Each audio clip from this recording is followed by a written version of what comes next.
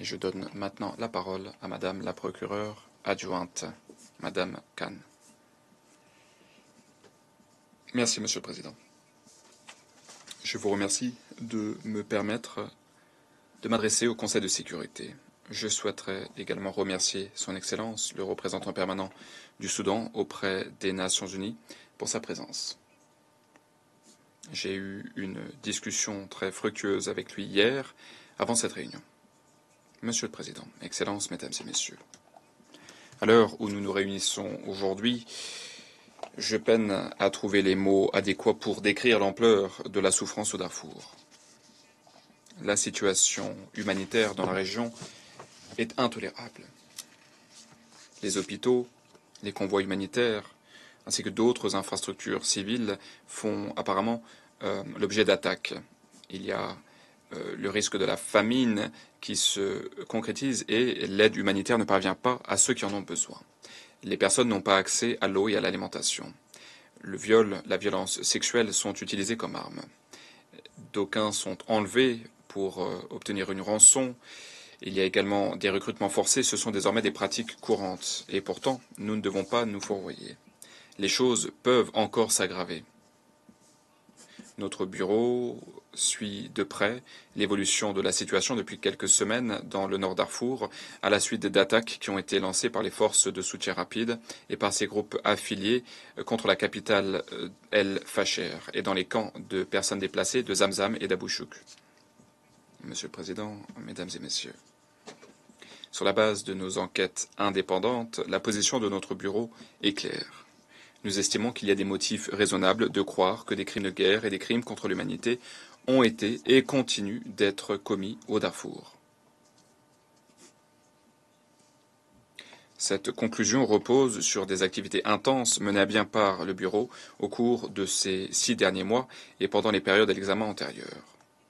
Dans le cadre de ce travail, nous avons fait fond sur des informations documentées, des témoignages, des données numériques qui ont été recueillies et analysées par notre bureau. Au cours de ces 6 derniers mois, nous avons notamment mis l'accent sur les crimes commis dans l'ouest du Darfour, notamment le déploiement sur le terrain dans les camps de réfugiés au Tchad, ce qui nous a permis de nous entretenir avec les communautés victimes. Nous avons mené à bien des entretiens. Ces missions sur le terrain nous ont permis de recueillir des témoignages essentiels pour l'équipe unifiée du Darfour. Il y a également une coopération renforcée avec les autorités du gouvernement soudanais, notamment récemment un déploiement à Port-Soudan, ce qui nous a permis de faire émerger de nouvelles pistes et d'identifier des témoins importants eu égard aux atrocités qui sont actuellement commises au Darfour.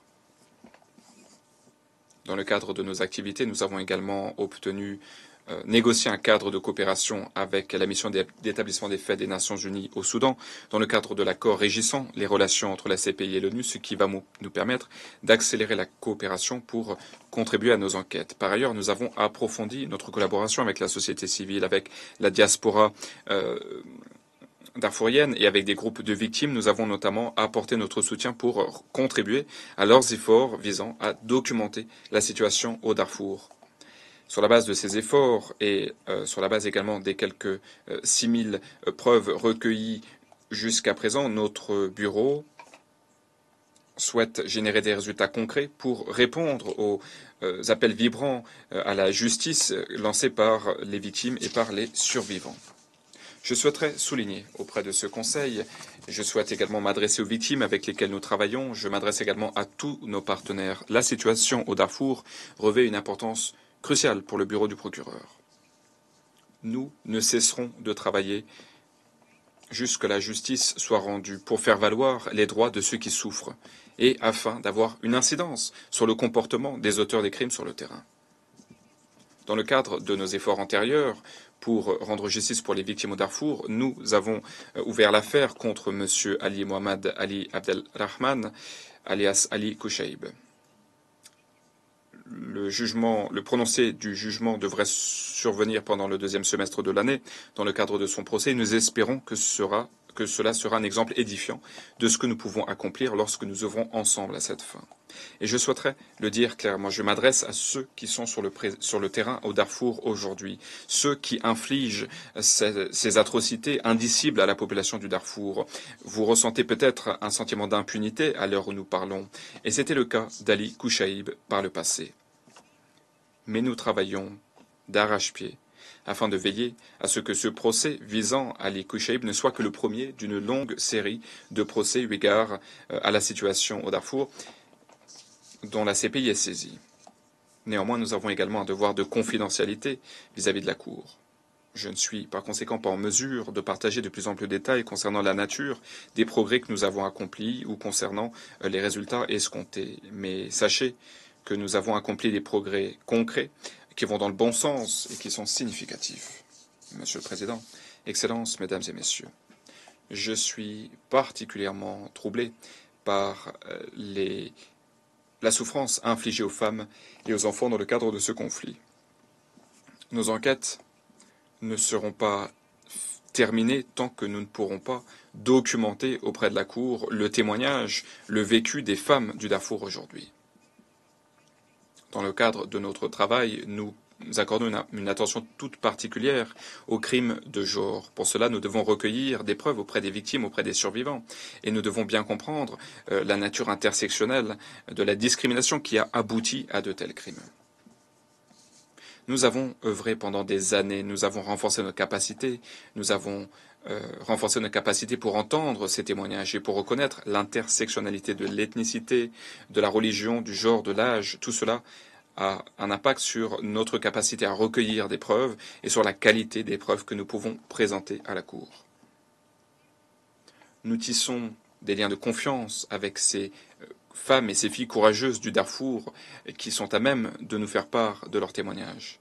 Et ces témoignages sont conformes aux allégations qui ont été présentées dans de nombreux rapports des Nations Unies, notamment des rapports présentés au Conseil des droits de l'homme. Le fait est qu'il y a, à n'en pas douter, une tendance à savoir que les auteurs des crimes utilisent le viol et la violence sexuelle et ciblent de façon spécifique les femmes et certains groupes ethniques. Et la Cour doit l'entendre et le monde doit l'entendre. Donc nous donnons une priorité particulière à ces crimes et nous travaillons de façon ciblée dans le cadre de nos enquêtes, avec le soutien de notre unité femmes et enfants, nous entreprenons un certain nombre d'activités pour donner plus de visibilité et pour générer des résultats concernant ces crimes qui continuent d'être sous-signalés et qui ne sont pas suffisamment reconnus. Dans le cadre de la période à l'examen, nous avons entrepris les activités suivantes. Nous avons organisé des discussions avec les communautés affectées au Tchad pour permettre aux victimes de présenter leurs témoignages. Nous avons également mobilisé une expertise spécialisée dans le cadre de l'équipe unifiée pour le Darfour dans le domaine des crimes de genre. Nous avons également identifié de nouvelles pistes grâce à la collaboration avec d'autres organisations partenaires. Et nous avons également entrepris des activités de sensibilisation, de communication auprès de la société civile, de ces organisations, en partenariat avec le greffe. Cela va nous permettre de renforcer les capacités dans le cadre de la documentation des crimes de genre commis au Darfour. Néanmoins, si nous souhaitons protéger et soutenir les femmes du Darfour, nous devons travailler collectivement. Voilà pourquoi je lance un appel à tous nos partenaires et aux membres du Conseil. Nous devons travailler plus étroitement afin de veiller à ce que nous ne ménagions aucun effort pour que les auteurs de ces crimes rendent compte de leurs actes. Afin de redoubler d'efforts pendant la période à venir, je vais travailler pour réunir toutes les parties prenantes pour identifier la façon dont nous pouvons faire plus pour les femmes et les filles au Darfour. Dans cet esprit de partenariat, je me félicite de la discussion fructueuse que j'ai eue aujourd'hui avec le secrétaire général adjoint, la secrétaire générale adjointe Pramila Patten, conseillère spéciale auprès du secrétaire général sur la violence sexuelle en temps de conflit, l'objectif étant d'approfondir notre collaboration pour faire justice aux victimes de ces crimes. Excellences, Mesdames et Messieurs. Par ailleurs, je souhaiterais également vous dire que nous sommes plus optimistes en ce qui concerne la coopération de la part du gouvernement soudanais. Dans le cadre de cette période à l'examen, notre bureau s'est entretenu avec les autorités soudanaises, notamment par le biais d'une visite à Port-Soudan, facilitée par le gouvernement soudanais, ce qui nous a permis d'identifier et de travailler avec de potentiels témoins. Une autre visite est prévue pour la période à venir. Je souhaiterais saluer les efforts déployés notamment par le comité qui a été constitué par les autorités soudanaises, comité chargé de coopérer avec notre bureau. Cela a généré des résultats positifs et très concrets. Il nous tarde de poursuivre cette coopération au cours des 6 prochains mois, conformément au mandat de la résolution 1593. Et je souhaiterais m'exprimer clairement concernant l'une de nos priorités. Nous devons travailler ensemble, avec sérieux, avec rigueur, pour permettre l'arrestation de ces individus qui sont sous le coup de mandat d'arrêt de la CPI et qui se trouvent actuellement au Soudan. Omar Hassan Ahmad al-Bashir, Ahmad Haroun et Abdel Rahim Mohamed Hussein. Le transfert de M.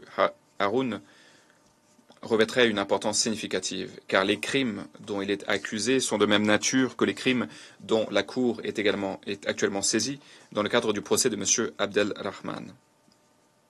Dans le contexte des allégations de violation au Darfour, une telle action enverrait un message clair. Cela montrerait l'engagement du gouvernement soudanais en faveur de la reddition des comptes. Et il nous tarde de poursuivre nos discussions constructives dans le cadre de cette coopération avec le gouvernement soudanais. Monsieur le Président, Excellences, Mesdames et Messieurs, comme je vous l'ai expliqué au cours de ces 6 derniers mois, des progrès importants ont été accomplis dans le cadre de notre travail au Darfour. Ces progrès accomplis, le travail que nous menons à bien, tout cela ne peut être suffisant étant donné l'ampleur, étant donné la souffrance infligée aux populations au Darfour à l'heure où nous parlons. Et un certain nombre des actions que nous mettons en œuvre ne sont pas visibles pour nos partenaires. Néanmoins, je souhaiterais dire aux communautés du Darfour, au Soudan et à l'étranger, je souhaiterais leur dire qu'avec leur partenariat, nous redoublons d'efforts pour que la justice soit rendue par le biais de la CPI dans la salle d'audience pour les crimes qui sont en cours de commission. Et ces progrès ont été accomplis en dépit de nombreux défis. Pour ce qui est de la coopération de la part des États, nous avons fait face à des obstacles. Concernant les ressources dont dispose notre bureau, elles sont très limitées, étant donné l'ampleur des allégations que nous sommes chargés d'enquêter. Par ailleurs, nous avons fait face à une hostilité et à des tentatives d'obstruction. Nous avons besoin de votre soutien aujourd'hui plus que jamais auparavant.